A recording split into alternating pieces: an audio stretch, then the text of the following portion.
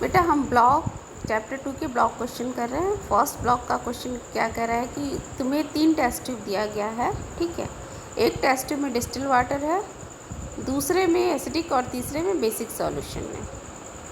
अगर तुम्हारे पास केवल रेड लिटमस पेपर है तो तुम कैसे पहचान करोगे कि किस टेस्ट ट्यूब में क्या चीज़ है।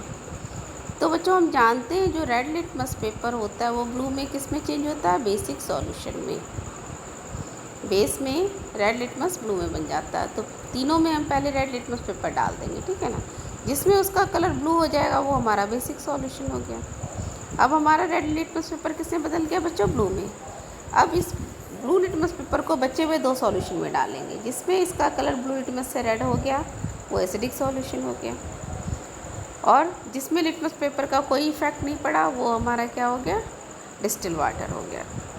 तो वही फर्स्ट पॉइंट करा, put the red litmus paper in all the test tube turn by turn, बारी बारी करके लिटमस पेपर को तीनों टेस्ट ट्यूब में डालेंगे। The solution which turns red litmus to blue, जो सॉल्यूशन रेड लिटमस को ब्लू में कर जाएगा वो हमारा क्या हो गया, basic solution two will be a basic solution, ठीक है। The blue litmus paper formed here can now be use to test the acidic solution. अब ब्लू लिटमस पेपर को हम एसिडिक सॉल्यूशन के टेस्ट के लिए यूज़ करेंगे। Put the blue litmus paper obtained above in the remaining 2 test tube. अब ये जो ब्लू लिटमस पेपर है उसको बचे हुए दोनों टेस्ट ट्यूब में हम टर्न बाई टर्न डालेंगे। जिसमें ब्लू लिटमस पेपर किसमें हो गया, the blue litmus paper two red will be an acidic solution.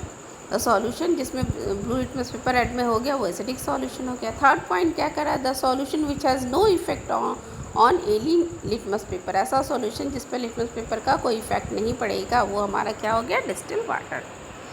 Block 2, why should curd and sour substance not be kept in brass and copper vessels.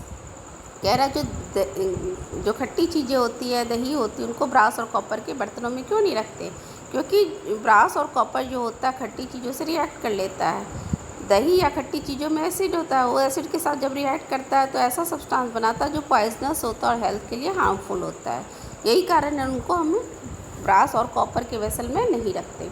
Curd and sour substance should not be kept in brass and copper vessel, लिखा हुआ है नहीं रखना चाहिए। Because क्यों नहीं रखना चाहिए, दीज एंड अदर सोर फूड स्टफ कॉन्टेनिंग एसिड, ये जो होते हैं ये और दूसरे जो खट्टी चीज़ें होती हैं उन सब में क्या होता है, एसिड होता है। Which can react with the metal, जो मेटल के साथ रिएक्ट कर लेते हैं बर्तनों को, मेटल ऑफ द वेसल्स के जो मेटल होते हैं उनके साथ रिएक्ट कर लेते हैं to form poisonous metal compound, जो कि ऐसा कंपाउंड बनाते हैं जो पॉइजनस होता है और शरीर के लिए हार्मफुल भी होता है।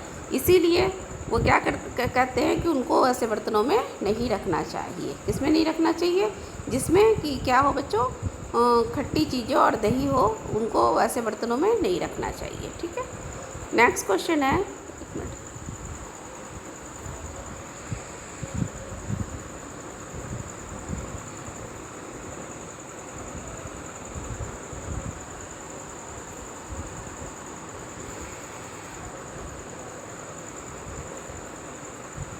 ब्लॉक 2 का क्वेश्चन 2 है, एक minute.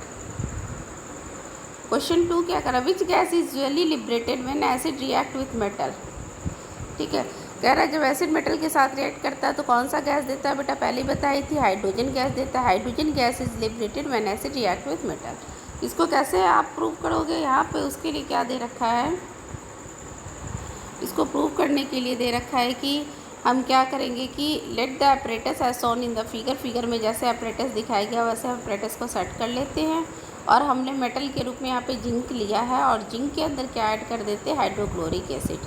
Take some zinc granules in the test tube, zinc के दाने लेने हैं और उसमें ऐड करना है 5 मिलीलीटर ऑफ हाइड्रोक्लोरिक एसिड। धीरे धीरे उसमें 5 मिलीलीटर हाइड्रोक्लोरिक एसिड डाल देंगे तो एसिड और जिंक के बीच में रिएक्शन हो जाएगा और रिएक्शन से गैस बनेगी। उस गैस को हम कहाँ पास कर रहे हैं, देखो यहाँ पे फिगर में सोप सॉल्यूशन लिखा हुआ।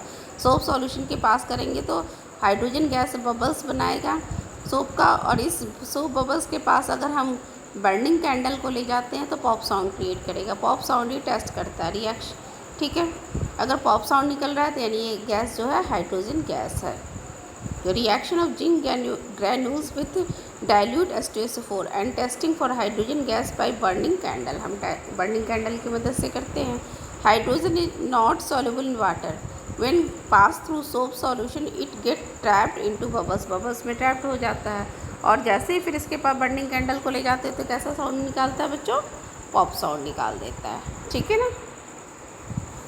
नेक्स्ट क्वेश्चन है metal compound A react with dilute hydrochloric acid to produce effervescence. Metal compound जब हाइड्रोक्लोरिक एसिड के साथ रिएक्ट करता है तो इवरसेंस मतलब बुदबुदाहट निकालता है।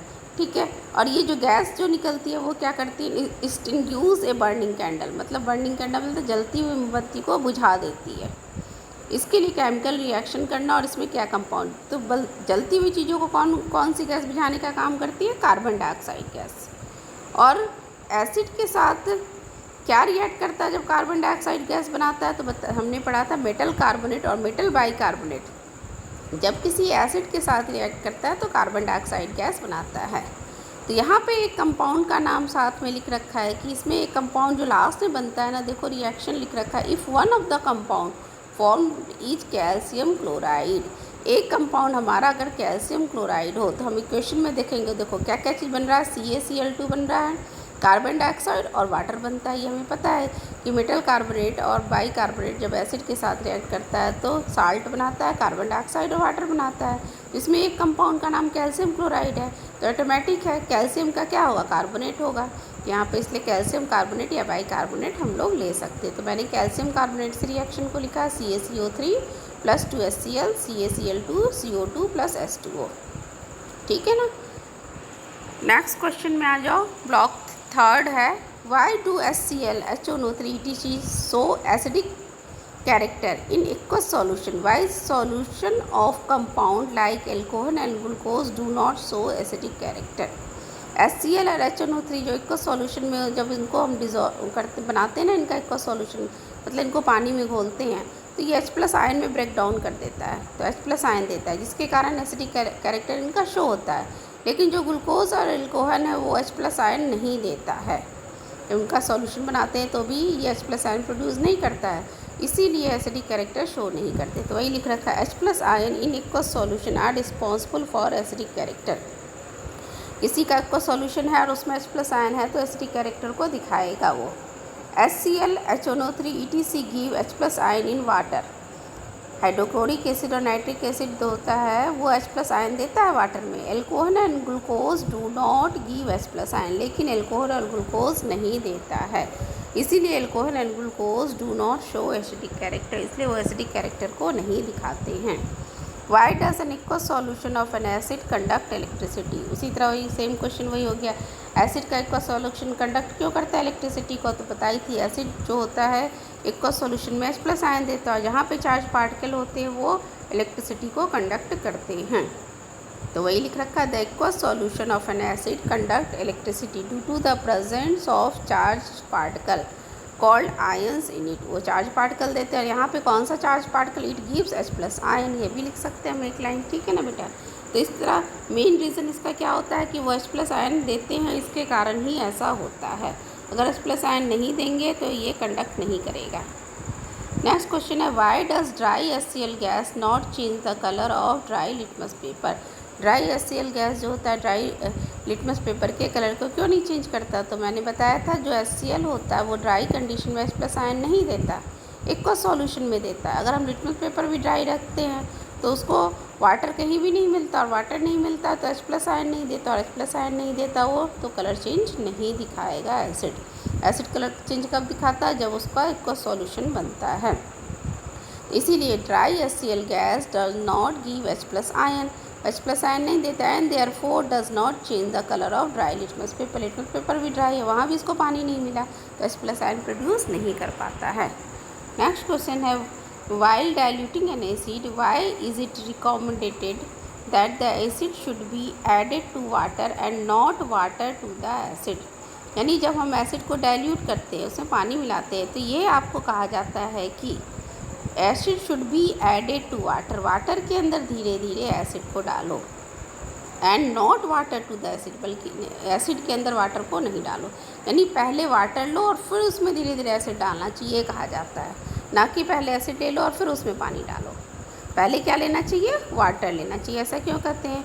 क्योंकि एसिड और वाटर के बीच में जो रिएक्शन होता है ना बेटा, वो एक्सोथर्मिक रिएक्शन, उसमें इसमें हीट निकलता है। अगर बहुत पहले से एसिड होगा फिर उसमें पानी डालेंगे तो इतना ज़्यादा हीट निकलेगा कि पानी एब्जॉर्ब करने के लिए उसके पास वाटर कम रहेगा, ठीक है। तो वो क्या करेगा, जिस बर्तन में हम ये रिएक्शन करेंगे वो टूट सकता है या एसिड उछल के आपके ऊपर गिर सकता है।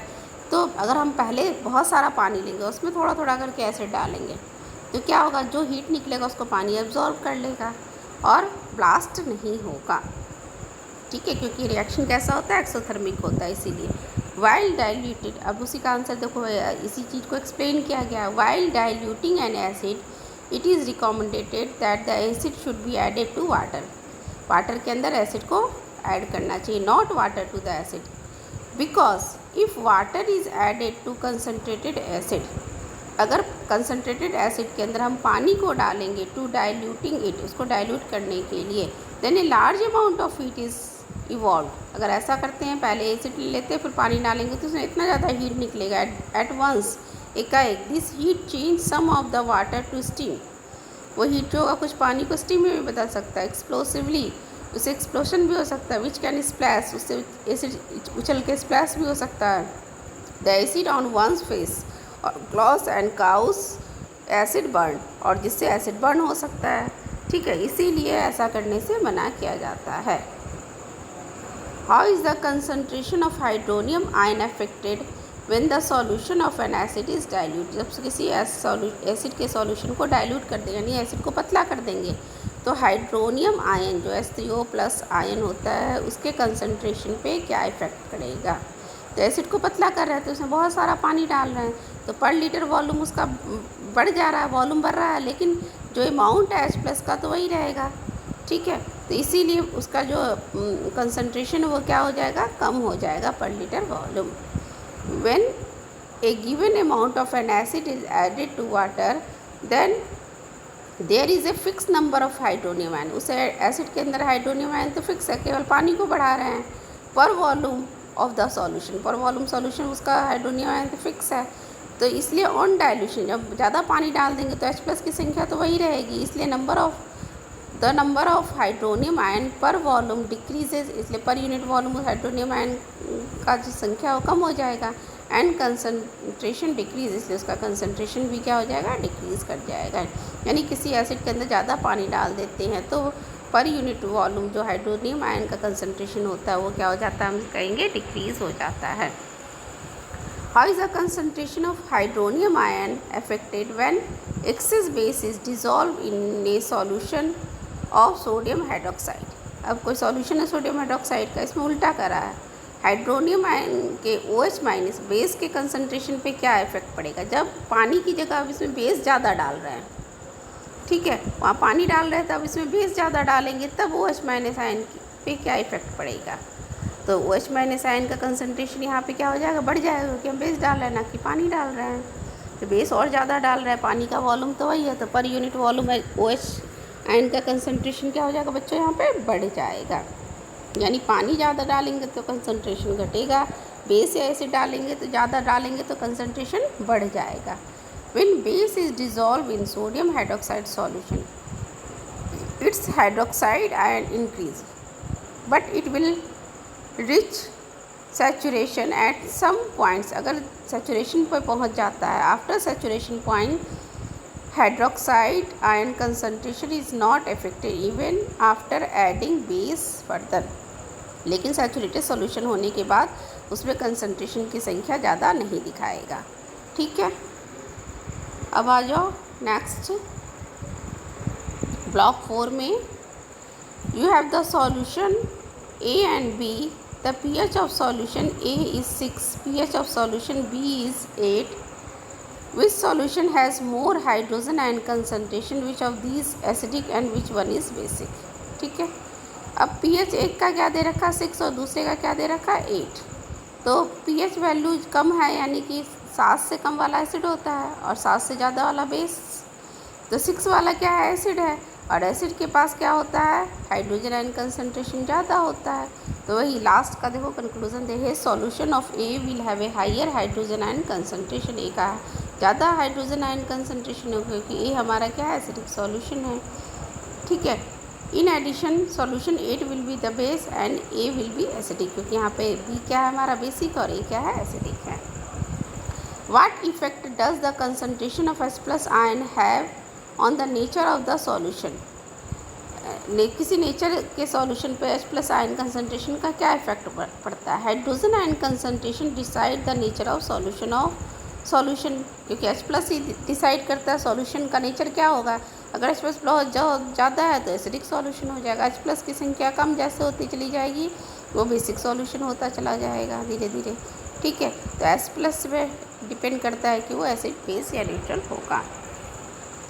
Do basic solution also have H plus ion? If yes, then why they are basic? क्या H plus होता है बेसिक सॉल्यूशन भी? यदि होता है तो वो बेसिक नेचर क्यों कहलाता है? H प्लस होता है लेकिन उसमें OH माइनस आयन की संख्या ज़्यादा होती है, इसलिए वो बेसिक सॉल्यूशन होता है। तो वही लिख रखा है आंसर में, basic solution has H plus ion but hydroxide ions present in basic solution are more, लेकिन उसमें क्या ज़्यादा होता है? OH माइनस आयन ज़्यादा होता है, इसलिए वो बेसिक सॉल्यूशन कहलाता है।